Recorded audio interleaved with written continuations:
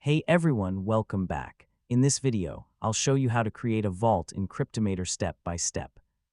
A vault is an encrypted folder where you can securely store your files before syncing them with cloud services like Google Drive, Dropbox, OneDrive, or any other storage provider.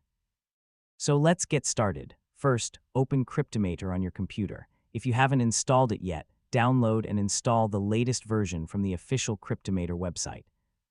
Once the application opens, you'll be ready to create your first encrypted vault. Next, click the Create New Vault button. Choose the location where you want to save the vault. You can create it inside a cloud storage folder if you want your encrypted files to sync automatically, or save it anywhere on your local drive. Now enter a name for your vault and click Save or Create. After that, you'll be asked to create a strong password. Use a unique combination of uppercase and lowercase letters, numbers, and special characters. This password protects all of the files inside your vault, so make sure you store it safely because Cryptomator can't recover it if it's forgotten. After setting your password, finish the setup process. Cryptomator will create the encrypted vault and automatically unlock it. A virtual drive or mounted folder will appear on your computer, allowing you to use it just like a normal folder.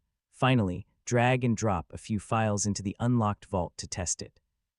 When you're finished, click Lock Vault in Cryptomator. Your files will remain securely encrypted until you unlock the vault again with your password, and that's it.